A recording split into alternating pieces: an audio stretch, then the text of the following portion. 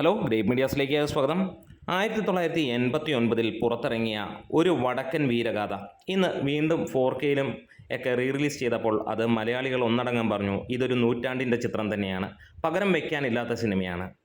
വടക്കൻ വീരഗാഥ എന്ന ചിത്രം മമ്മൂട്ടിക്ക് വേണ്ടി എഴുതപ്പെട്ടതാണോ എന്നുള്ള ചോദ്യം, അങ്ങനെ ഒരു ചോദ്യത്തിന് പ്രസക്തി പോലുമില്ല. പക്ഷേ അതിൻ്റെ പിന്നാമ്പുറ കഥകളിലേക്ക് കടക്കുമ്പോൾ നമുക്ക് കാണാൻ കഴിയുന്നത് ഈ ഒരു സിനിമയുടെ കഥ അല്ലെങ്കിൽ ഈ ഒരു സിനിമ ആദ്യം ചർച്ച ചെയ്യപ്പെട്ടിരുന്നത് മമ്മൂട്ടിക്ക് വേണ്ടിയായിരുന്നില്ല എന്നുള്ളത് തന്നെയാണ്.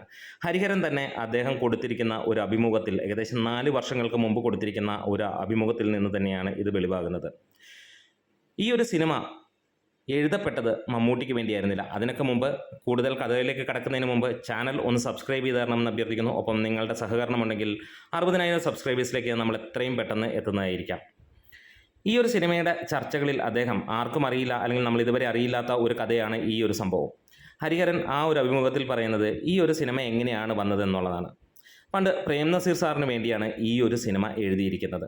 ഒരിക്കൽ പ്രേം നസീർ സാർ ഹരിഹരൻ സാറിനോട് പറയുകയുണ്ടായി അദ്ദേഹം ഒരു സിനിമ ചെയ്യണം, ഈ പറഞ്ഞ പോലെ ഉദയ സ്റ്റുഡിയോയ്ക്ക് വേണ്ടി എന്നുള്ളതാണ്.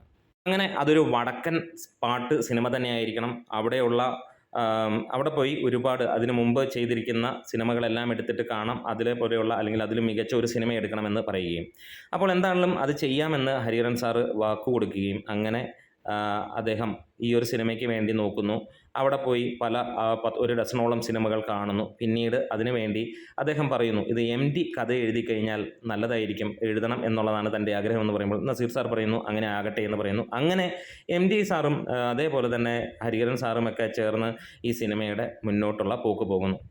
പക്ഷേ യാദൃശ്ചികമായി ഈ സിനിമ നടക്കാതെ വരികയാണ്. പിന്നീട് ഒരു കാലത്ത് അല്ലെങ്കിൽ കുറച്ച് കഴിഞ്ഞിട്ട് ഗൃഹലക്ഷ്മി പ്രൊഡക്ഷന് വേണ്ടിയിട്ട് ഈ ഒരു സിനിമ MD ഹരിഹരൻ കൂട്ടുകെട്ടിൽ വേണമെന്ന് പറയുമ്പോൾ അന്ന് അദ്ദേഹത്തിൻ്റെ കയ്യിൽ നിന്ന് വരുന്ന ഒരു കാര്യമാണ് ഇങ്ങനെ ഒരു സിനിമയെക്കുറിച്ചുള്ള ചർച്ച.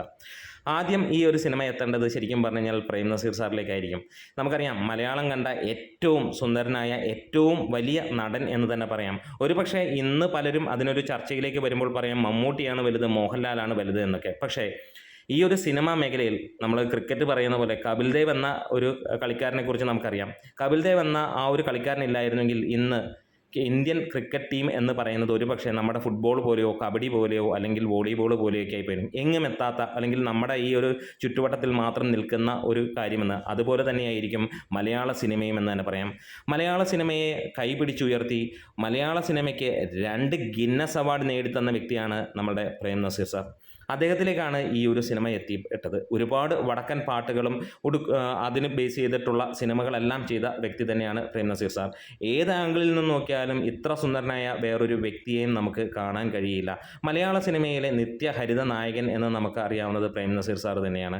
അദ്ദേഹത്തിന് വേണ്ടി എഴുതപ്പെട്ടതാണെന്ന് പറയുമ്പോൾ ഇത് വലിയ സന്തോഷം. അത് മമ്മൂക്കയിലേക്ക് എത്തിയെന്ന് പറയുമ്പോൾ അതിലും വലിയ സന്തോഷം എന്ന് തന്നെ പറയാം. ഇന്ന് നമ്മൾ കാണുന്ന ചന്തു അനശ്വരനായ, അല്ലെങ്കിൽ നമുക്ക് ഏറ്റവും എടുത്ത് പറയാവുന്ന കാര്യം പ്രേം നസീർ സാറിലൂടെ യാണെങ്കിലും നമുക്ക് വലിയ രീതിയിലുള്ള സന്തോഷം ലഭിക്കുന്ന ഒരു സിനിമ തന്നെയായിരുന്നു. ഇവിടെ ചന്തു കഥ മാറ്റിപ്പെടുകയാണ് ഉണ്ടായത്. അതുവരെ ചതിയനായിരുന്ന ചന്തു നല്ലവനായതൊക്കെ MTയുടെ തൂലികയിൽ നിന്ന് പിറന്നതാണ്.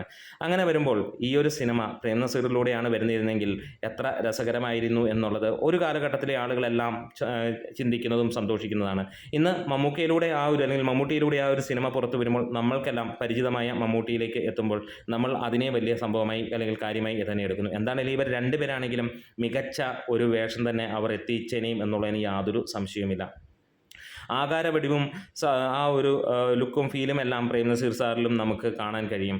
എന്താണെങ്കിലും വടക്കൻ പാട്ടുകളിലെ മുടിചൂടാൻ മന്നൻ തന്നെയായിരുന്നു അതുവരെ അല്ലെങ്കിൽ നമ്മൾ കണ്ടിട്ടുള്ള പ്രേം നസീർ എന്ന നമ്മുടെ നസീർ സാർ. ഇവിടെ മമ്മൂക്കയിലേക്ക് എത്തുമ്പോൾ അത് മറ്റൊരു രീതിയിലേക്ക് എത്തുകയും ഇന്ന് മലയാള സിനിമ കണ്ട ഏറ്റവും വലിയ ചിത്രങ്ങളുടെ പട്ടികയിലേക്കും എത്തുകയും ചെയ്തു.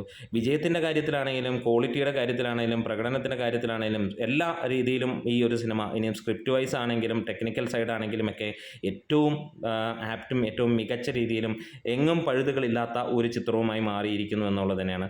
അപ്പോൾ ഇതിൻ്റെ പിന്നാമ്പുറ കഥ ഇങ്ങനെയായിരുന്നു. ഇത് കാണണമെന്നുണ്ടെങ്കിൽ നിങ്ങൾക്ക് അമ്പിളിക്കാഴ്ചകൾ എന്ന് പറഞ്ഞ ഒരു ചാനലുണ്ട്. ആ ഒരു ചാനലിൽ നിങ്ങൾക്ക് ഇതിൻ്റെ ഡീറ്റെയിൽസ് കൃത്യമായിട്ട് കിട്ടുന്നതാണ്. ഏകദേശം 13 മിനിറ്റോളമുള്ള ആ ഒരു അഭിമുഖമാണ്.